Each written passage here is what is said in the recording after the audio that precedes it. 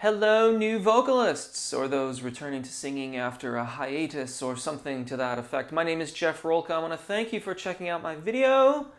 I don't think I've done a video, despite having done so many of them, where I specifically talk about how we shape the 5 cardinal vowels. The 5 cardinal vowels are what comprise the vast majority of vocalizations. All these exercises and videos on my YouTube channel are made up of these vowels, and they're what we use to practice with our voice and learn things about it and get it better so that when we sing our songs, we sound awesome.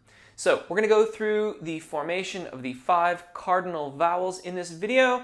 I will have to do a teensy bit of descriptions to introduce each of the vowels in turn to give you a guide word, but it won't be that much. We'll mostly be singing. Thank you if you've chosen to subscribe. If you haven't yet, I hope you'll do so now. There are lots of ways to support my channel, including Patreon and affiliate links, and all that stuff's in the description.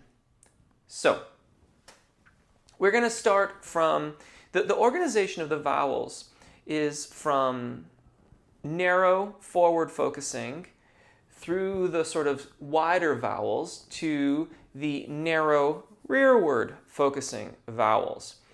And when I talk about them in those contexts, forward focusing narrow, rearward focusing narrow, I'm actually talking about those vowels as it pertains to our speaking voices. And even further than that, I'm really kind of referring to it when we're talking, or speaking, I should say, in English.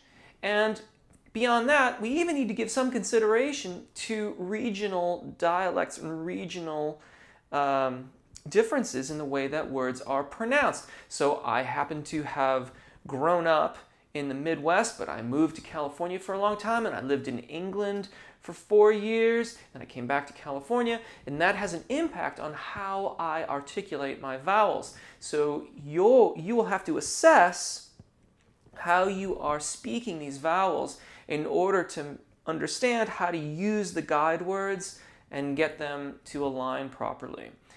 In any case, though, we're going to start with the E vowel.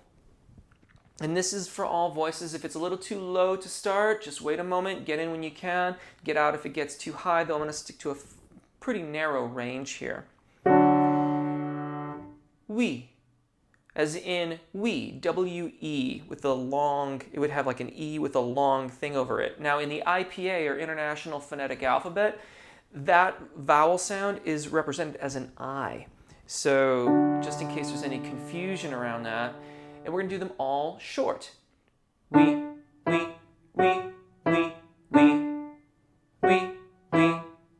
just like that. And we.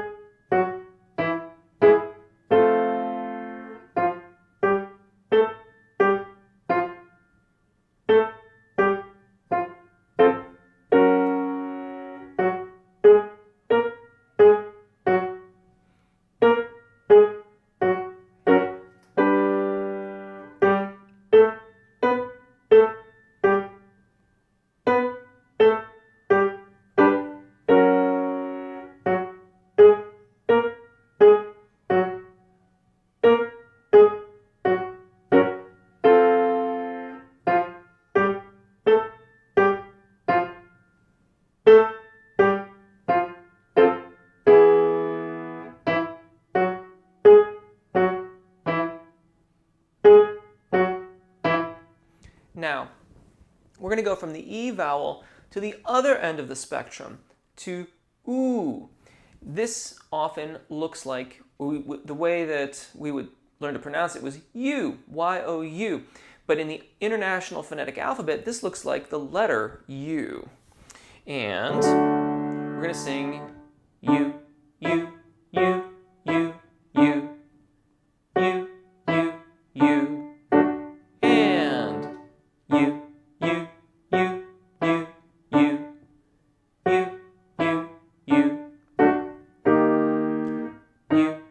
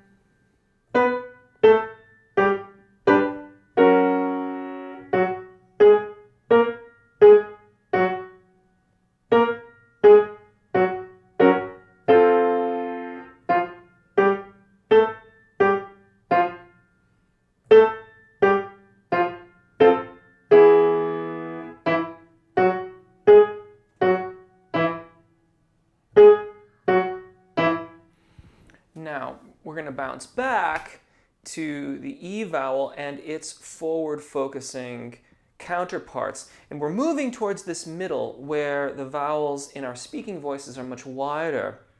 And what we're going to do is we're going to use those narrow vowels to help us with the wider vowels. So the A vowel, now in the IPA, this looks like the letter E, but the sound is A, as in the word chaos. We're going to start with our E vowel, and then on the second half of the exercise, use the A vowel. And we want to try to keep as much of the sensation the same, so that when I sing it, we, may, it feels kind of the same on my oral cavity, my person, if you will. Try it. And we, may.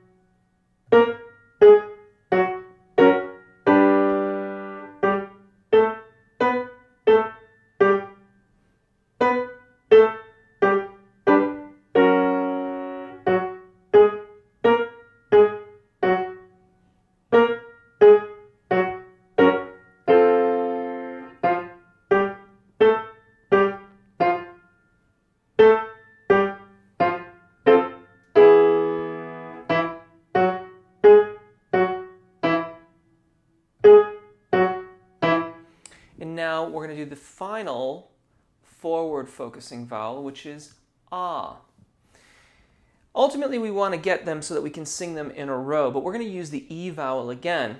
This ah vowel is similar to the ah sound in father.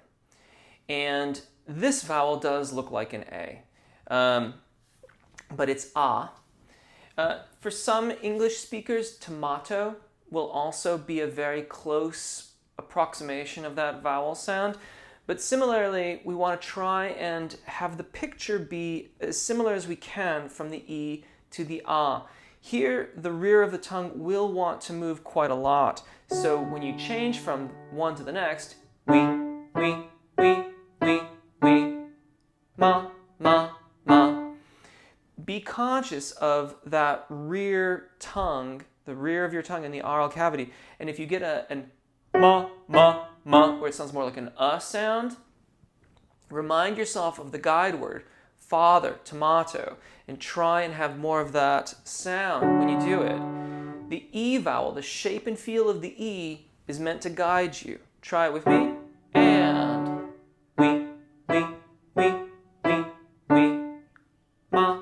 Ma.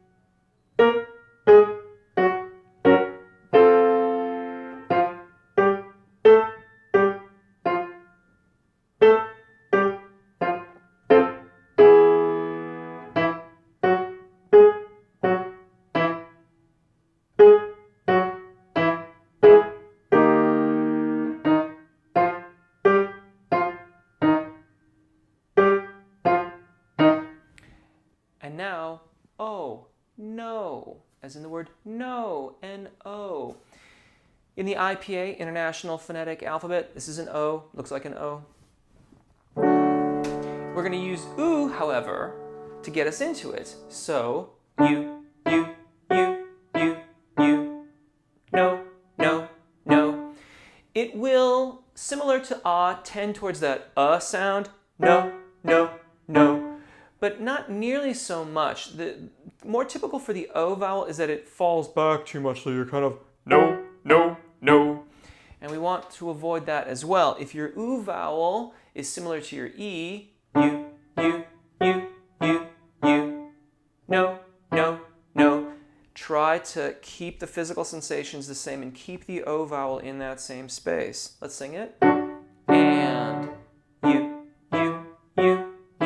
You, no, no, no.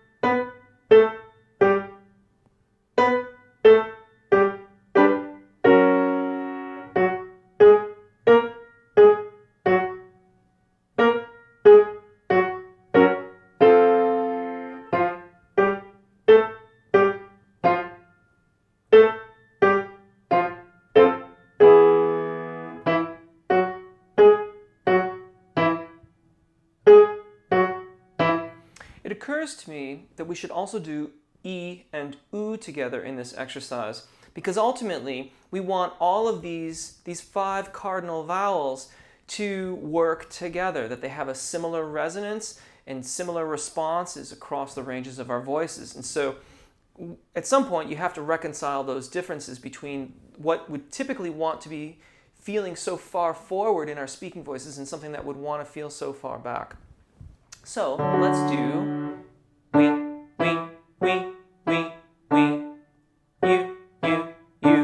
Again, trying to keep the physical sensations the same. And we, you. You.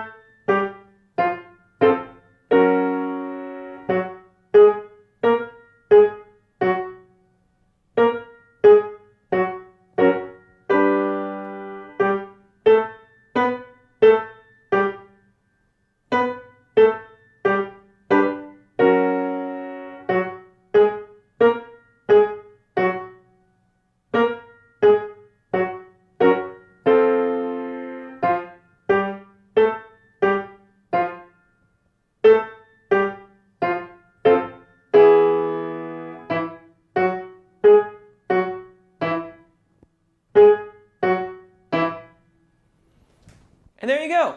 As always, I hope that helps. My name is Jeff. Take really good care of your voices. Enjoy singing. Hopefully we'll see you again. Bye.